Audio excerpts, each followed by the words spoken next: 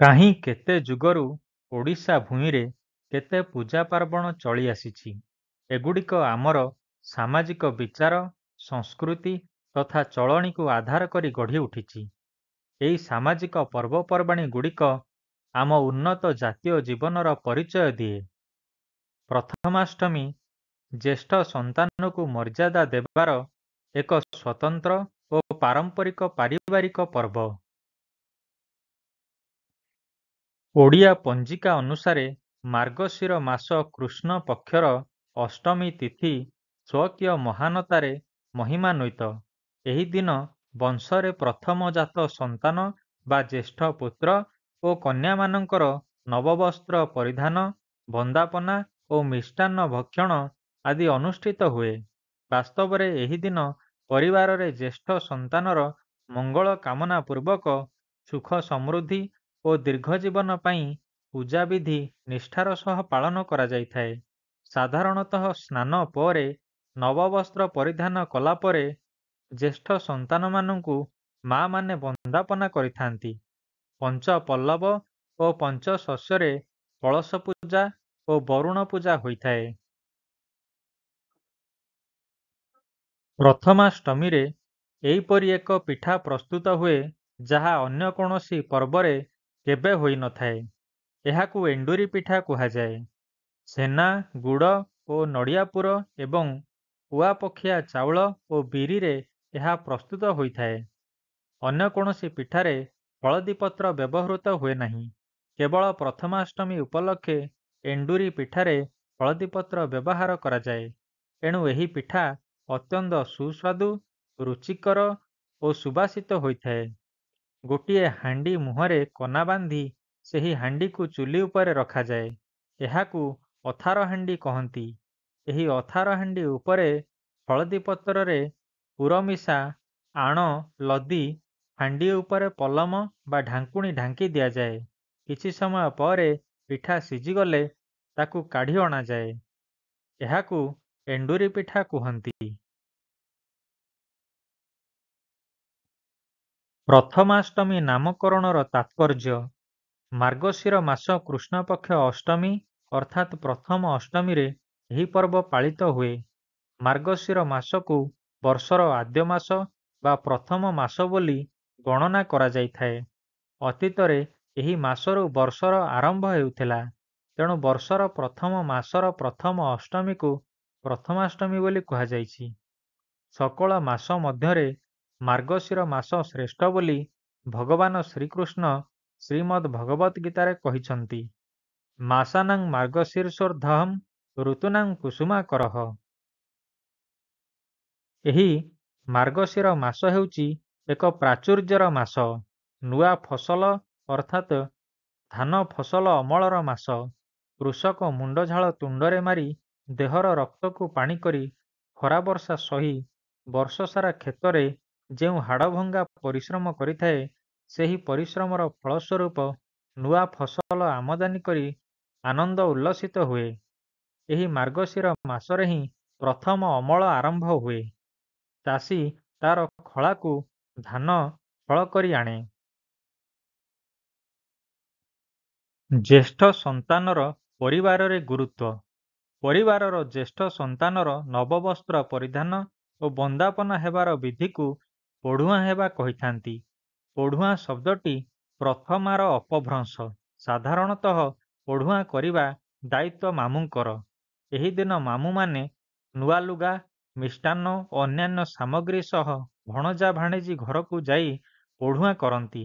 ସେଥିପାଇଁ ମାମୁଁଙ୍କୁ ଶ୍ରଦ୍ଧା ଓ ପରିହାସରେ ଅଷ୍ଟମୀ ବନ୍ଧୁ ବୋଲି କୁହାଯାଏ। ଅବଶ୍ୟ ଜ୍ୟେଷ୍ଠ ପୂର୍ଣ୍ଣିମା ଦିନ ଘରର ଜ୍ୟେଷ୍ଠପୁତ୍ର ବା କନ୍ୟାମାନଙ୍କୁ ବାପା ମାମାନେ ନୂଆ ଲୁଗାପଟା ପିନ୍ଧାଇଥାନ୍ତି। ଏହି ବିଧିରେ ସାମାଜିକ ଓ ପାରିବାରିକ ବନ୍ଧନ, ଶୃଙ୍ଖଳା ଓ ଆଦର୍ଶବୋଧ ଅତିମାତ୍ରାରେ ନିହିତ ରହିଛି। ଜ୍ୟେଷ୍ଠପୁତ୍ର ପରିବାରର ପିତାଙ୍କ ପରେ ପିତାଙ୍କ ପରି।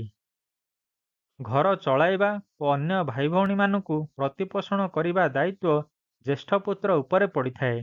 ତେଣୁ ତାକୁ ସମସ୍ତେ ସମ୍ମାନ ଜଣାଇବା ଉଦ୍ଦେଶ୍ୟରେ ପ୍ରଥମାଷ୍ଟମୀ ଓ ଜ୍ୟେଷ୍ଠ ପୂର୍ଣ୍ଣିମା ଦିନ ବନ୍ଦାପନା କରିବାର ବିଧି ଆମ ସମାଜରେ ପ୍ରଚଳିତ। ଯିଏ ଗୃହର ବା ପରିବାରର ଭବିଷ୍ୟତ କର୍ତ୍ତା ବା ଭାବି ମୁରବୀ, ତାକୁ ଅନ୍ୟମାନେ ବିଶେଷତଃ ସାନ ଭାଇ ଭଉଣୀମାନେ ଶ୍ରଦ୍ଧା ଓ ସମ୍ମାନ କରିବା ଶିଖନ୍ତୁ ଏବଂ ତାର ମଙ୍ଗଳ କାମନା କରନ୍ତୁ। ଏହା ହିଁ ଜ୍ୟେଷ୍ଠ ସନ୍ତାନ ପ୍ରତି ଏଇଭଳି ପୂଜାବିଧିର ସ୍ପଷ୍ଟ ସୂଚନା। ପ୍ରଥମାଷ୍ଟମୀର ଅନ୍ୟ ନାମ ସୌଭାଗିନୀ ଅଷ୍ଟମୀ। ପୂର୍ବେ ଏହି ଦିନ ସୌଭାଗିନୀ ଦେବୀଙ୍କର ପୂଜା ପ୍ରଚଳିତ ଥିଲା। କୃଷକ ସନ୍ତାନ ଲାଭ କରିଛି ଏବଂ ଶସ୍ୟ ମଧ୍ୟ ପାଇଛି, କିମ୍ବା ଶସ୍ୟ ରୂପକ ସନ୍ତାନ ମଧ୍ୟ ସେ ଲାଭ କରିଛି। ଏହା ଅତ୍ୟନ୍ତ ସୌଭାଗ୍ୟର କଥା। କୃଷକ ମନ ଏଥିଲାଗି ଆନନ୍ଦିତ ଓ ଉଲ୍ଲସିତ। ସେ ଅତି ଆନନ୍ଦରେ ଏହି ତିଥିକୁ ସୌଭାଗିନୀ ଅଷ୍ଟମୀ ରୂପେ ପାଳି ଆସିଛି। ମାର୍ଗଶିର ମାସ ମା ଲକ୍ଷ୍ମୀଙ୍କର ମାସ। ମାଣବସା ଗୁରୁବାର ପରି ପ୍ରଥମାଷ୍ଟମୀ ମଧ୍ୟ ଲକ୍ଷ୍ମୀନାରାୟଣଙ୍କର ପୂଜା କରାଯାଏ। ଧନମାଣିକ ପୂଜା ପ୍ରତ୍ୟେକ ହିନ୍ଦୁ ଘରେ ଅନୁଷ୍ଠିତ ହୋଇଥାଏ। ଆଚାଣ୍ଡାଳ ବ୍ରାହ୍ମଣ ପ୍ରତ୍ୟେକଙ୍କ ଘରେ ମାର୍ଗଶିର ମାସରେ ଗୁରୁବାର ଏବଂ ଅଷ୍ଟମୀ ଦିନ ମା ଲକ୍ଷ୍ମୀଙ୍କର ଆବାହନ ଓ ପୂଜା ଆରାଧନା କରାଯାଇଥାଏ। ଅମଳ ହୋଇଥିବା ଫସଲରୁ ଶୁକ୍ଳବର୍ଣ୍ଣ ଧାନ ଆଣି ନୂଆ ଗଉଣୀ ବା ଧାନ ମପା ପାତ୍ରରେ ବା ଖଟୁଲିରେ ରଖି ଧାନପେଣ୍ଡା ବା କେଣ୍ଡାକୁ ବେଣୀ କରି ଥୋଇ ପୂଜା କରାଯାଏ।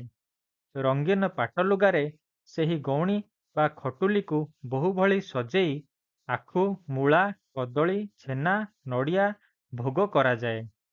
ଅରୁଆ ଚାଉଳକୁ ବାଟି ଖଟୁଲି, ଦେବୀ ସ୍ଥାପନ ସ୍ଥାନ ଓ ଘର ଦୁଆରମାନଙ୍କରେ ଝୋଟି ଚିତା ପକାଯାଏ।